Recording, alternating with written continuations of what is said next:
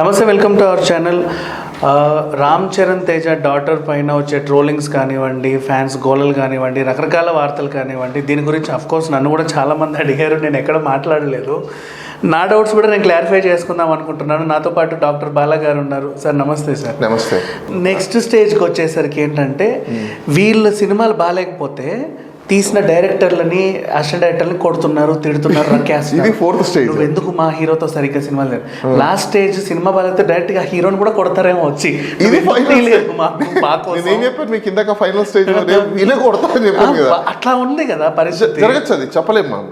ఎందుకంటే వన్స్ ఒకసారి నేను ఆదిపురుష్ స్టేజ్ అదే, రైటర్ ని తిడుతున్నారు, డైరెక్టర్ వాళ్ళు బయట తిరుగుతారు, పోలీస్ కంప్లైంట్లు ఇచ్చుకున్నారు. అవును, మరి పోలీస్ కంప్లైంట్ ఎందుకు? పోలీసులు కంప్లైంట్ కూడా తీసుకోకూడదు. దీంట్లో నేను రిక్వెస్ట్ చేసేది అంటే ఎందుకు తీసుకోకూడదు అంటే, వాళ్ళు ఎలా తయారు చేస్తారు కదా బాస్. తన్నం తిను. నీ ఫ్యాన్స్ పోయి వేరే వాళ్ళని కొట్టినప్పుడు నువ్వు ఎంత హ్యాపీగా ఫీల్ అయింటావు ఇంట్లో కూర్చొని. బలె బలె బలె బలె బలె కొట్టాడు అబ్బా. ఇప్పుడు నిన్ను కొడుతుంటే కూడా జనాలు అదే చూసి అదే ఫీల్ అవ్వాలి. ఎందుకు? నువ్వు చేసినప్పుడు బయటకు వచ్చి ఏ రోజైనా మీడియాలకు వచ్చి ఫ్యాన్స్ మీరు ఇలా చేయకూడదని ఒక్క హీరో అయినా చెప్పాడా? అంటే వీళ్ళకి రెస్పాన్సిబిలిటీ లేదా? ఈయన చెప్పండి. నాకు నచ్చింది ఒకటి సార్, రేణు దేశాయ్ మన అకీరా నందన్ బర్త్డే అప్పుడు, అక్క వదిన మా అన్న కొడుకు ఫోటో చూపివా అని అన్నాడు. ఎవడరా వదిన, ఎవడు నీకు వదిన, పిచ్చి పిచ్చుకుందని ఆమె తిట్టింది. నువ్వు అట్లాంటి దాన్ని కాబట్టి మా అన్న వదిలేశాడు, నువ్వు అది అని చెప్పి వాడు రక్కాడు. అది బాగా వివాదమైంది. ఈవిడ కూడా స్పందించింది, చాలా బూతులు తిట్టుకున్నారు కూడా. ఆయన స్పందించి ఎంత కదన్నా నీ పిల్లలకు తల్లే కదా, అంతే కదా. ఒక ఆడకూతుర్ని ఇలా అనకూడదురా, తప్పు అని ఒక మాట అనగలిగారా వీళ్ళు? నేనేం చెప్పాను ఇక్కడ మీకు, ఎవడు తోవిన గుంతలో వాళ్ళే పడతారని చెప్పాను కదా. అంటే ఒకానొకప్పుడు ఆయనతో ఆమె రిలేషన్లో ఉండింది, పెళ్లి చేసుకున్నారు, పిల్లల్ని కన్నారు, వారసుని కూడా ఇచ్చింది. నీతో పాటు జీవనం సాగించిన లేడీనే నువ్వు ప్రొటెక్ట్ చేయలేకపోయావు అంటే రేపు రాష్ట్రాన్ని నీ జీవితం ఎందుకు? ఇంకా నువ్వు రాష్ట్ర ప్రజలు సార్ కాదండి. ఇలాంటి వాళ్ళు రాజకీయాల్లో ఏం చేస్తారండి? నాకు అర్థం కాలేదు. ఆ రాజకీయం అంటే గుర్తొచ్చింది, ఇది కూడా ఒక చిన్న పాయింట్.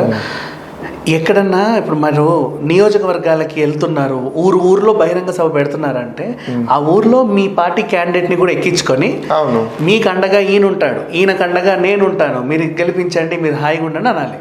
ఇక్కడ ప్రతి చోట ఈయనకు చూపించుకోవడానికి ఎవరు ఉండట్లా వెహికల్లో, ఈయనే వెళ్తున్నాడు. అసలు ఆయన ఒక పార్టీకి అధినేత, నెక్స్ట్ నేను సీఎం నేను చెప్పుకుంటూ తిరుగుతున్నా. ఏం పార్టీ, ఏం అధినేత?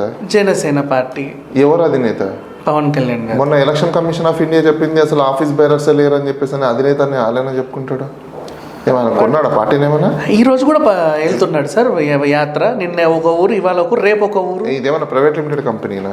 Not like that, but of course అట్లాగే పొలిటికల్ పార్టీ జనరల్ బాడీలో ఉన్న మెంబర్స్ అందరూ ఎన్నుకుంటే నువ్వు ప్రెసిడెంట్ అవుతావు. కానీ మీరు అన్నట్టు ప్రైవేట్ లిమిటెడ్ కంపెనీ, ఎందుకంటే కంపెనీలో ఇద్దరే డైరెక్టర్స్ ఉన్నారు, ఇంకెవరు లేరు. ఇద్దరు డైరెక్టర్స్ ఈయన వాళ్ళన్న ఎవరు? నాగబాబు గారు. మీరు నాకు తెలిసినంత చెప్పుకుంటే ఒక CEO లాగా నాదెండ్ల గారు ఎవరు. నాకు అర్థమైనది ఒకటే విషయం, మీకు మీ జర్నలిస్టులకి అలానే ఈ మీడియా హౌస్లకి ప్రజలకి తెలియని విషయం ఏంటంటే, మీరందరూ బుర్ర లేకుండా ఏదో మీడియాలో చూపిస్తాం. వీళ్ళందరికీ హెడ్ ఎవరో తెలుసా? చిరంజీవి. జనసేన పార్టీ. అవును, జనసేన పార్టీకి కంప్లీట్ గా వెనకాలండి కర్త కర్మ చేసేదంతా మెగా కాంపౌండ్ నుంచి వచ్చే మెగాస్టార్. ఒకప్పుడు ఆయనకే సరిగ్గా అది ఇది లేదు కదా, మరి ఇప్పుడు ఎలా? ఎవరికి? ఆ ప్రెస్టేషన్ ఇక్కడ తీసుకుంటున్నాడు ఈయనతో, అంతే.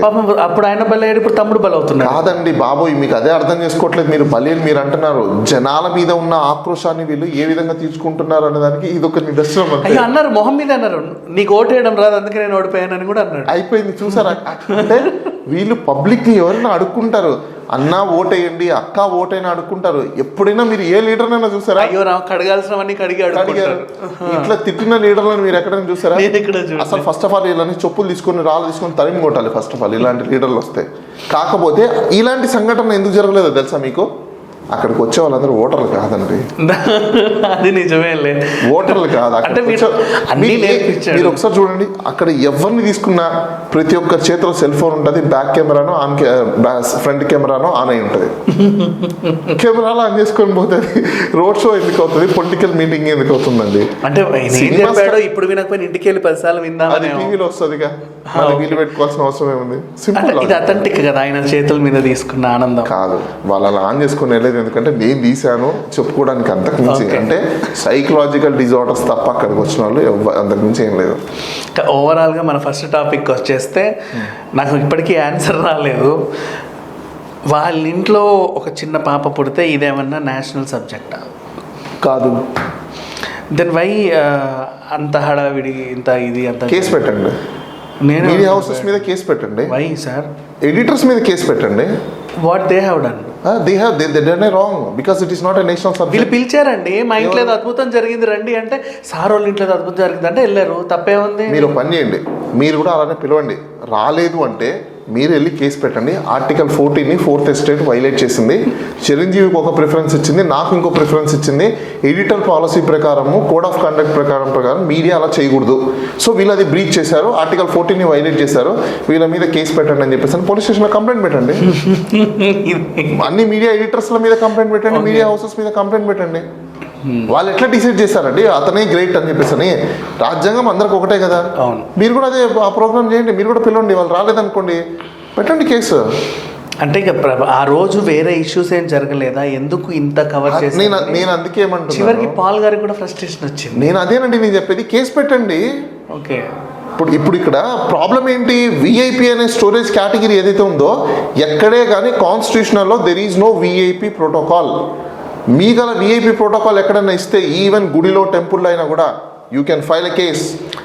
It's nothing but human rights violation. CBI వాళ్ళే వెయిట్ చేస్తున్నారు గేట్ బయట. హ్యూమన్ రైట్స్ వైలేషన్ అండి, నేను అదే అంటున్నాను మీకు.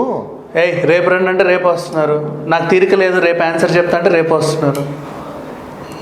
మీరు నాన్ సెన్స్ మాట్లాడుతున్నారు నాకు తెలిసి. అంటే మొన్న జరిగింది కదా, నేను అదే అంటున్నాను మీకు. మీకు నిజంగా మీరు అంతా ఇది ఉంటే కేసు పెట్టండి, ఓకే, ఫైల్ చేయండి. ఎందుకు మీడియా హౌసెస్ ఇంత ప్రిఫరెన్స్ చేస్తున్నాయి? ఎందుకు గవర్నమెంట్ వాళ్ళు వాళ్ళకి అంత ఇంపార్టెన్స్ ఇస్తున్నారు? విఐపి అయితే ఎవరికి విఐపి? మాకేమైనా విఐపినా? నువ్వు కూడా ఒక ఓటర్వే. పొద్దున్నే లేస్తూనే నువ్వు కూడా బ్రష్ చేయాలి, పొద్దున్నే లేస్తూనే నువ్వు కూడా నేచర్ క్యూర్కి వెళ్ళాలి. నువ్వు పొద్దున్నే లేస్తూనే ఫ్లష్ నొక్కాల్సిందే, నువ్వు పొద్దున్నే లేస్తూనే బ్రేక్ఫాస్ట్ చేయాల్సిందే, నువ్వు పొద్దున్నే లేస్తూనే మినిమం కామన్ ఏ మనిషి చేయాల్సినో అవన్నీ నువ్వు చేస్తావు. తేడా ఏముంది నీకు మిగతా వాళ్ళకి? మహా అంటే నువ్వు షింక్లో చేస్తావు, వాడు బయట చేస్తాడు, అంతేగా తేడా. సరే ఎగ్జాంపుల్, నువ్వు నేచర్ ఫ్రీకి వెళ్ళాలనుకుంటున్నావు, వాడు ఏదైతే చేస్తాడో నువ్వు కూడా అదే చేస్తావు. డిఫరెన్స్ ఏం లేదు కదా. కాకపోతే నువ్వు రూమ్ లో చేస్తావు, వాడు బయట చేస్తాడు, అంతే కదా తేడా. అంతేగాని వచ్చే బాడీలో ఉన్న పాటలు అయితే డిఫరెంట్ ఏం రాదు కదా. చెవులో నుంచో ముక్కులో నుంచో పై నుంచో రాదు కదా. మరి ఇంకా వాట్ ఈస్ ద డిఫరెన్స్? మరి హ్యూమన్ రైట్స్ వైలేషనే కదా ఇది. Exactly, of course. Equality before law అన్నప్పుడు ఈక్వాలిటీ బిఫోర్ హ్యూమన్ సిటిజన్ ఉండాలి కదా. Humans are equal. నువ్వు ఈక్వల్ చూపించినప్పుడు definitely you can take an action. Okay, and ఇకపోతే మళ్ళీ ఇటు వద్దాం ఒక 2 అడుగులు వెనక్కి. ఇప్పుడు జనసేన పార్టీకి అసలు అండర్ కన్స్ట్రక్షన్ అనేది లేదు. ఫస్ట్ ఆఫ్ ఆల్ కన్స్ట్రక్షన్ లేదు, construction what ever. Election time దగ్గర ఉంది, ఈయనేమో ఇటువైపు షూటింగ్లు చేస్తా, అటువైపు ఆడపడతాడప చేయి ఊపుతున్నాడు. ఇక్కడ వచ్చేసిన అక్కడ చేస్తా, ఇక్కడ సూట్ కేసులు తీసుకున్నాడు వీళ్ళకి న్యాయం చేయాలి, అక్కడ సూట్ కేసులు తెప్పించుకుంటున్నాడు వాళ్ళకి న్యాయం చేయాలి. సో 2 వదిలేస్తే ఈ షార్ట్ పీరియడ్లో ఇంత పెద్ద యాక్టివిటీ యాజ్ ఎ ఫ్రెషర్, ఇప్పటికీ ఫ్రెషర్ అంటే 10 years ఎక్స్పీరియన్స్ ఉన్న ఫ్రెషర్ అని అంటున్నా, ఈ ఫ్రెషర్ నెగ్గుకు రాగలడా? ఆయన ఎక్కడికి రావాలి? ఫస్ట్ కనీసం ఆ ఊరు నుంచి హైదరాబాద్ కన్నా రానివ్వండి, తర్వాత సంగతి. కానీ ఐ మీన్ నెగ్గుకు రాగలంటే ఎక్కడికి రావాలండి? ఈ కాంపిటీషన్లో అట్లీస్ట్ 5% ఓటర్ బ్యాంక్ కాంపిటీషన్. ఎవరెవరికి కాంపిటీషన్? టీడీపీకి వైసీపీకి మధ్యలో ఈయనకు కాంపిటీషన్. హీస్ రన్నర్ అంటే just participant. He's a participant. Participant work okay. Do you think he's a participant? Anyway, thank you sir. Thank you so much. Thank you.